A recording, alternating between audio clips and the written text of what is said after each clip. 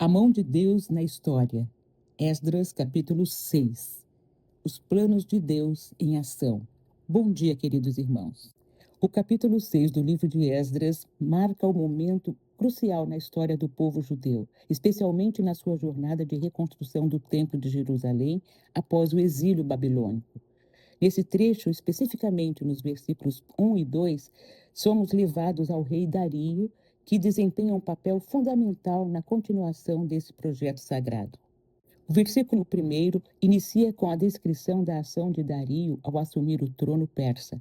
Ele faz uma revisão dos registros reais, um ato de grande importância em um império tão grande como o persa, que abrangia territórios e povos diversos. Essa revisão tinha o propósito de se familiarizar com os decretos, ações e políticas dos seus antecessores, a fim de tomar decisões informadas sobre os assuntos do império.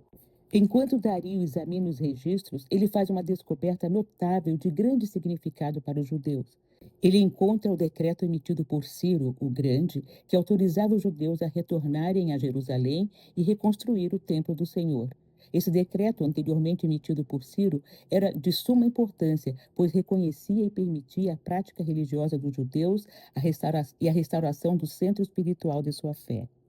Dario, ao encontrar esse decreto, demonstra uma postura admirável de respeito pela história e pelos direitos religiosos de diferentes grupos dentro do seu império. Ele não apenas reconhece a autoridade do decreto de Ciro, como também decide agir de maneira favorável em relação a ele. Diante disso, fica claro que a obra de Deus teve continuidade, primeiramente a partir das orientações do Senhor, e em segundo, sob as ordens do rei Dario, considerando que isso traria para a obra um reforço legal para aqueles que estavam à frente da reconstrução do templo. Vemos assim Deus sinalizando que ele tem o controle de todas as coisas, que ele tudo governa e que seus planos não são fruto do calor do momento e que se concretizarão para a honra e glória do seu próprio nome. Nos registros do império estava escrito que Ciro fizera um decreto que dizia que o templo seja reconstruído como local destinado à apresentação de sacrifícios e que se lancem os seus alicerces. Versículo 3. Ele revelava que o templo deveria ser reedificado, sendo este não um monumento à vaidade humana e nem apenas uma obra grandiosa, mas um lugar de culto ao Deus de Israel. É certo que o decreto descrevia pontos técnicos de engenharia. Suas medidas, 60 côvados, correspondem à altura de um prédio de 10 andares. Um côvado mede quase 46 centímetros.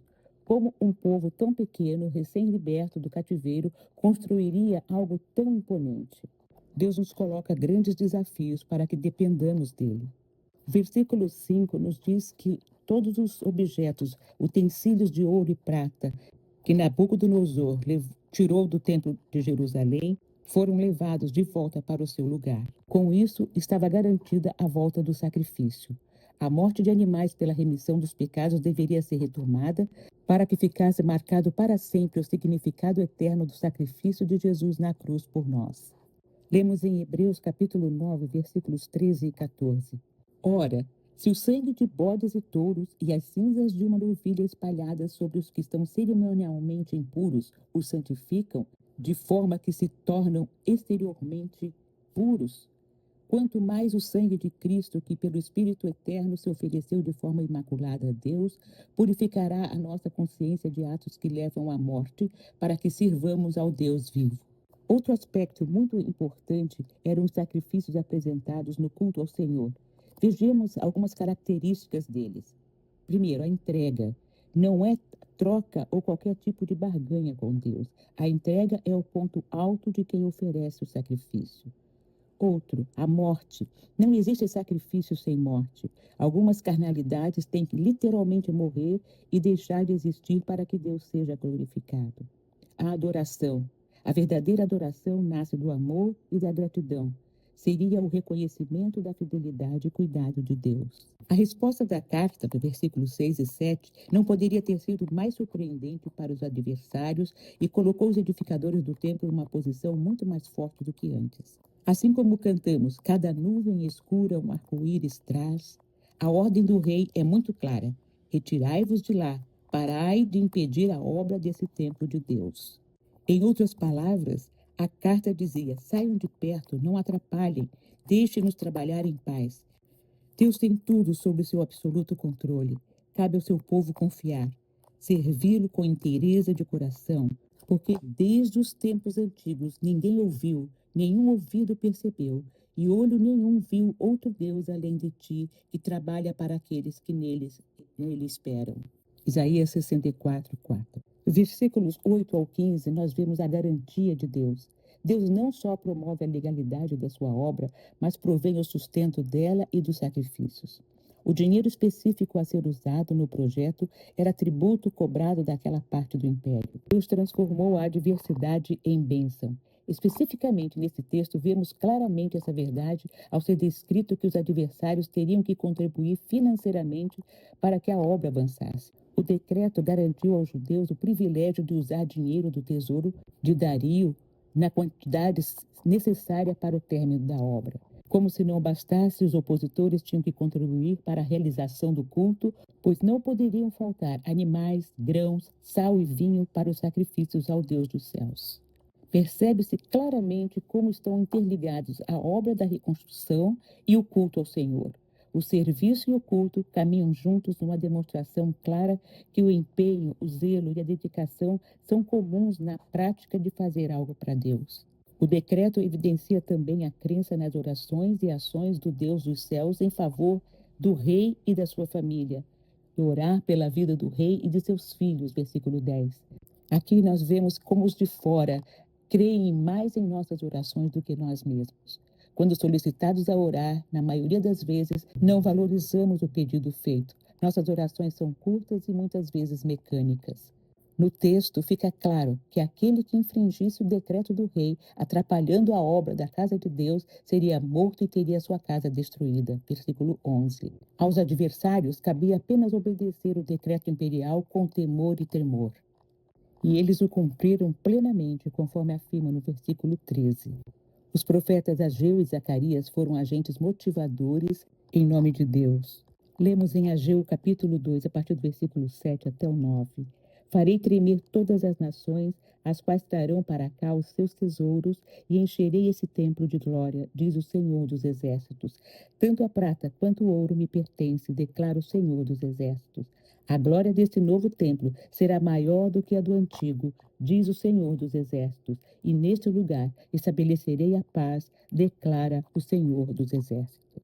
Às vezes, a obra é paralisada por falta de corações submissos e obedientes. Obedeçamos, pois, o Senhor, e Ele mesmo providenciará os recursos necessários para a realização da sua obra. Nos versículos 15 ao 18, nós vemos a glória do Senhor se manifestando.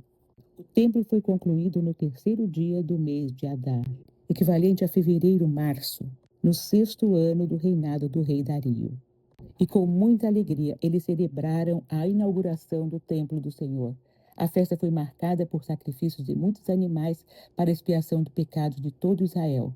Os levitas e sacerdotes foram distribuídos para que houvesse culto e sacrifícios o dia todo durante os 7 dias. A expressão conforme o que está escrito no livro de Moisés, no versículo 18, mais uma vez nos remete à necessidade de uma referência padrão para cultuarmos a Deus. Mas tudo deve ser feito com decência e ordem. 1 Coríntios 14, 40. Assim como o rei Dario, naquele tempo, emitiu um decreto que permitiu a reconstrução do templo em Jerusalém, Jesus, nosso rei e redentor, emitiu um decreto divino que permite a reconstrução espiritual das nossas vidas. Ele declarou que todos os que vêm a ele, crendo em seu nome, receberão o poder de se tornarem filhos de Deus. João capítulo 1, versículo 12. Este é o decreto da graça divina que restaura e renova aqueles que estavam perdidos no pecado. Assim como o templo era o centro da adoração e comunhão com Deus para o povo judeu, Jesus se tornou o nosso templo espiritual. Ele é o lugar onde encontramos perdão, reconciliação e comunhão com o Pai Celestial. Além disso, a oposição dos inimigos aos líderes judeus no capítulo 6 de Esdras nos lembra das adversidades que enfrentamos em nossa jornada de fé. No entanto, assim como Dario emitiu um decreto que protegia os construtores do templo, nosso Deus é um protetor e defensor do seu povo. Ele prometeu que estaria conosco para sempre, até o fim dos tempos, Mateus 28, 20, e que nada nos separará do seu amor, Romanos 8, 38 e 39. A conclusão bem-sucedida da reconstrução do templo nos ensina sobre a importância da perseverança e da fé. A caminhada espiritual pode ser cheia de desafios e obstáculos, mas assim como os líderes judeus não desistiram, devemos permanecer firmes na fé, sabendo que no devido tempo colheremos os frutos da nossa perseverança. Por fim, a observância da festa dos pães asmos nos aponta para o sacrifício de Jesus na cruz. Ele é o nosso Cordeiro Pascal, cujo sangue nos purifica do pecado. A celebração da aliança e da redenção nos lembra que a nossa esperança está firmemente ancorada na obra redentora de Jesus. Sua morte e ressurreição nos libertaram da escravidão do pecado e nos reconciliaram com Deus.